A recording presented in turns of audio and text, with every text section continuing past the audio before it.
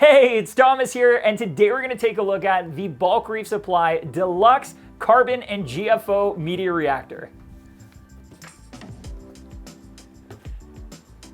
If you want to run carbon, GFO, or a mixed chemical media in a reactor that's built like a tank, easy to use and maintain, with high quality push connect fittings, control valve, and powered by a reliable CJ pump so you can get the most out of your chemical media without breaking the bank, then check out BRS's very own Deluxe Media Reactor. I'm a big fan. Also, it's black, so if the standard ones that come in white don't really do it for you and don't fit your stand and decor, black one's the way to go. Deluxe. Chemical media like carbon, GFO, and multi-purpose mixes are widely utilized by reefers to maintain optimal water chemistry by removing excess nutrients, contaminants, pigments, and odors from your aquarium water. And while it's certainly possible to use a media bag or a cup and just place that directly in your sump, to get the most out of your media, using an appropriate media reactor tends to be the best option since it allows you to have direct, controlled flow through the media and gives you the ability to fine-tune and optimize that flow rate for the specific media you're using. The BRS Deluxe Carbon and GFO Reactor kit is built like a tank with a mounting frame molded directly to the canister lid while being clearer and slimmer, and also has an air bleed button at the top for purging out trapped air or relieving pressure before opening it up for maintenance. It can hold 3 cups of carbon or 2 cups of GFO, can be run internal or external, includes tubing and fittings for either application, and is powered by a very reliable CJ pump. In the box, you'll find the Deluxe Media Reactor with refillable cartridge and sponges, CJ Synchro 1.5 pump with 4 suction cup feet, and a 1/2-inch push connect pump adapter, 2 1/2-inch push connect elbows, 1 1/2-inch push connect union, a 1/2-inch push connect ball valve, 2 3-foot sections of 1/2-inch tubing, a canister wrench, and the instructions. You have everything you need right in the box to set up the reactor either internally or externally. Setup is straightforward, and the direction of the flow through the reactor is clearly labeled right on the top. The pump goes on the inlet of the reactor and then pushes water through it.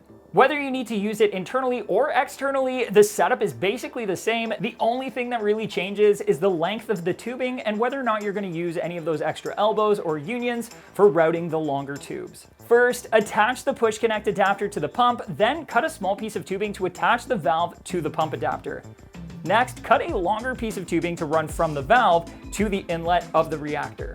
After that, cut another piece of tubing long enough to take the output of the reactor to the part of the sump you want it to drain into. This could be straight down like I have it here, or longer if you want it to drain into a separate chamber. Depending on the media you're going to use, there are a couple different ways to set up the internal cartridge. For carbon or mixed medias, you'll want to use the included sponges to hold the media firmly in place to prevent it from tumbling and creating dusty fines. First, add the lower sponge, then fill with the appropriate amount of media for your size tank.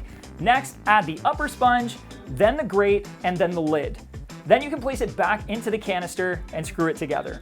Because the reactor uses an upflow design, having the negative space at the bottom means the water will be pushing the media to the top and holding it there, so starting with it at the top is usually best. For GFO, you can skip the sponges and pour the media directly into the media container, making sure to leave space for light tumbling of the media, which you can control using the included valve. Regardless of which type of media you're going to use, it's best practice to flush the media first, which can be done by placing the output of the hose into a bucket or container and running the pump until the water comes out clear, which is easier than pre-rinsing the media by hand in a sink, and one reason I really like this particular media reactor format. When it comes time for maintenance, you can take the whole assembly to the sink, or if you have it mounted to your stand, you can use the included wrench to remove the canister and open up the reactor. The internal media cartridge makes the dump and swap for new media quick and easy, then reassemble, flush the media into a bucket, and you're done. You can take it a step further and make it even easier by getting an extra internal cartridge for $10, so you can pre-fill it, rinse it, and have it ready for a quick swap and clean out the cartridge of exhausted media whenever it's convenient.